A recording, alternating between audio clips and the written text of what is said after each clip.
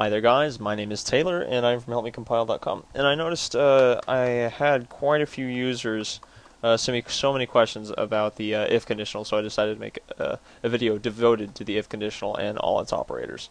And we'll start simple. How does the if statement perform logically, and how to format it, and then we'll learn how to use some of the more complex operators, like checking to see if variables are equal to each other, and then the logical OR and the logical AND operator. That's kind of a complex one. Then we'll have like 3 operators and a single parameter. That'll be kind of complex, but just bear with me. Everything here is extraordinarily rudimentary, and it would really behoove you to learn this early on, because the if statement is your bread and butter, and the more robust you can make it, the better your code can be. So let's go ahead and start. We'll start real simple. As with any method that's called, you type if, the parameters, and then the code subset. Now, how does the if statement perform logically now that we have the actual if statement written? Well, Taylor, well, I'm glad you asked. It checks its parameters to see if it's true. If it's true, it will run its first code subset, denoted by the open bracket and the closed bracket here. So we'll just type something to extend on that. The if statement proved true. So, if true, print this. Now let's say that for whatever reason that it's not true, that it's false. We still want it to print something in some cases. So if we want that, we just type else. And then an open bracket and a closed bracket denoting the second subset of code. This is all tied to the same if conditional. This else is tied to this if. If this if's parameters right here turn out to be false, which it is, it will not print this one. It will instead print the else code. Pretty simple. Fantastic. Okay, now let's throw in some variables and we'll compare them. Well, let's go ahead and have 6 just so you guys see. The statement did prove false. And then if we change it to true, it will of course run the if statement proved true. Fantastic. Now we'll do the contextual variables here. Int num1 equals 50, and then int num2 equals 50 just as well. Now we'll check to see if they're equal. We do that by introducing my little equal operator buddy. You'll notice that he's actually 2 equal signs and not 1. You might be thinking, why, Taylor? Isn't that redundant? Well, the computer sees 1 equal sign as a declaration of value and not a comparison tool. So if I just typed 1, it would set num1's value to num2. But if I type 2, it checks to see if they're equal. Alright, interesting. Okay, now that we've learned that one, we'll learn another operator. This is an operator, the equal operator. Let's go ahead and learn the logical AND operator. It's the simplest by far. And it's not very complex. I don't even have to tell you what it means. All I have to tell you is that it means is that its name is AND.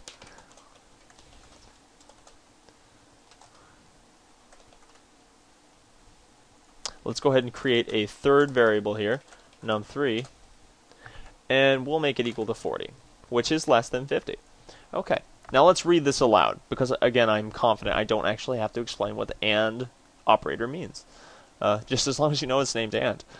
If num1 is equal to num2, which it is, and num1 is equal to num3, I'm sorry, num1 is greater than num3, which it is. So both of these are true.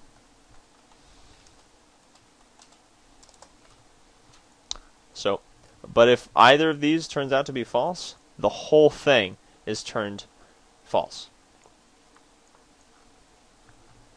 Because the AND denotes that both sides of this coin have to be true. Because that's what AND means. If this is true and this is true, run this.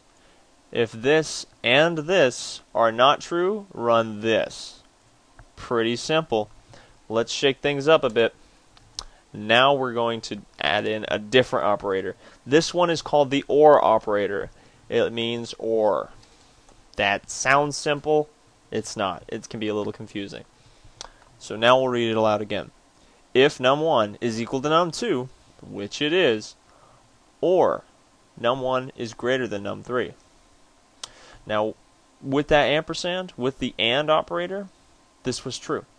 And it still is, because the OR operator only needs one side of this coin to be correct. If 50 is equal to 50, or if 50 is greater than 40, print this. If 50 is not equal to 50, or if 50 is not greater than 40, print this. That sounds really confusing, but it's very simple. You just need to, don't overanalyze it. Just take it as literal English, or meaning one or the other. One or the other can be true. Let's go ahead and change it up. Let's make one of these sides false. Num1 is greater than num3. Okay. Well, num3 is going to be greater than num1. So now I'm going to hit F6. What do you think is going to happen? You think it's going to print false?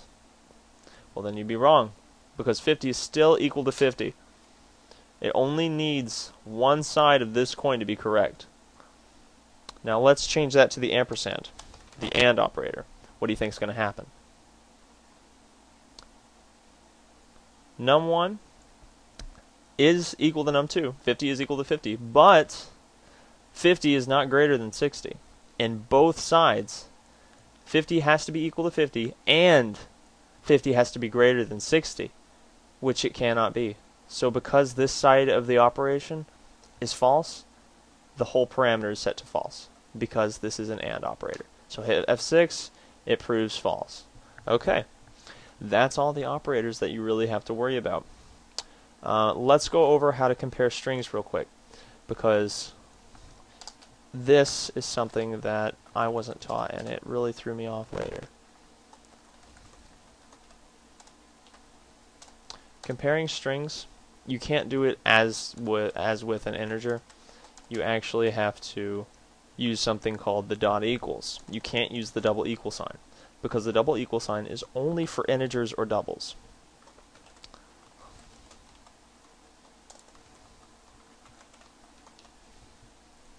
So let's check to see if Johnny is equal to Taylor. Well, how do we do that? We type if Johnny dot equals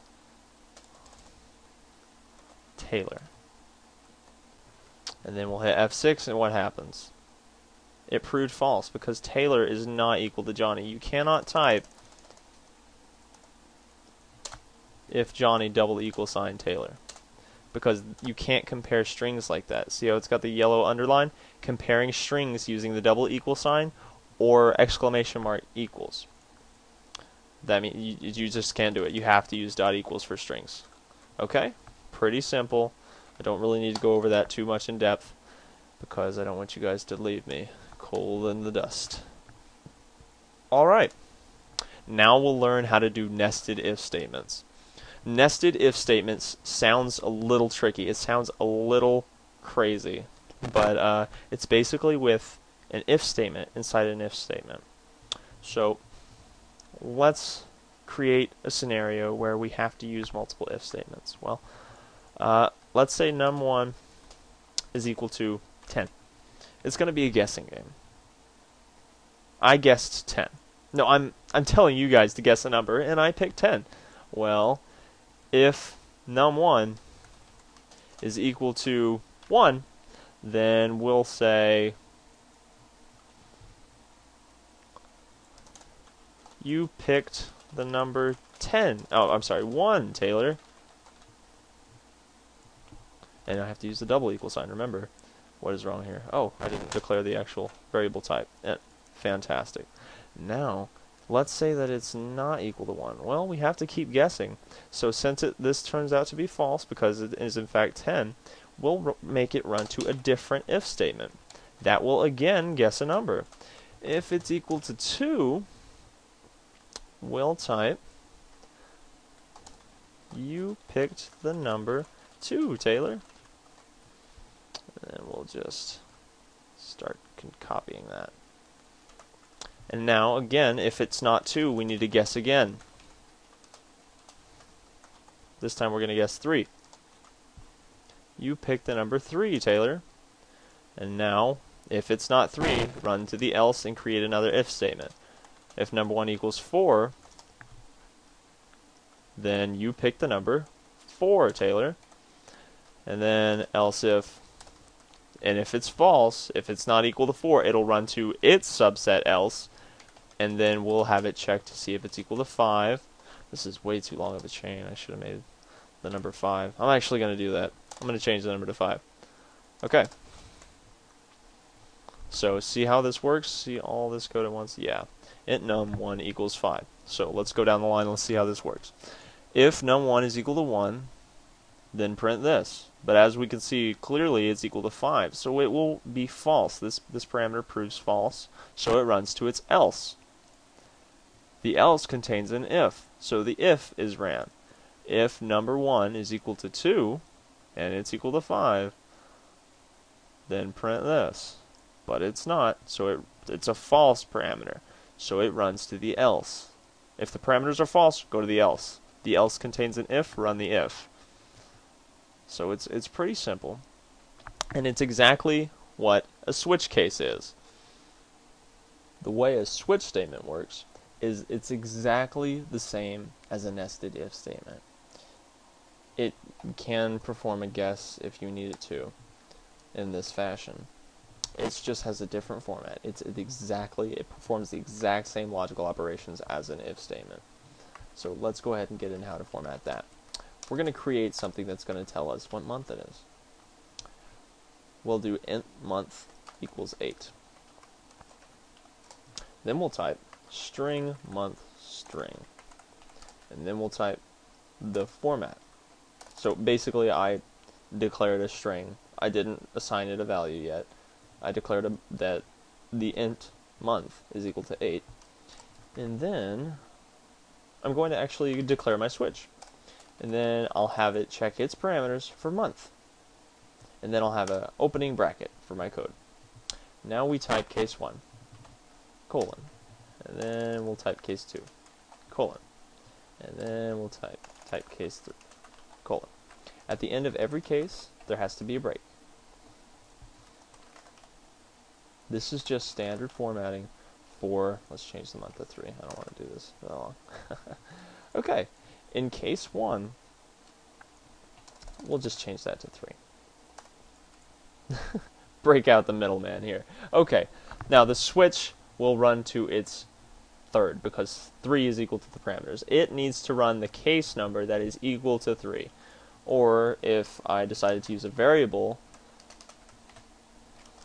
as the integer value, that would still work. I can do that just as well, which is what I was trying to do in my convoluted example, which is now just as convoluted.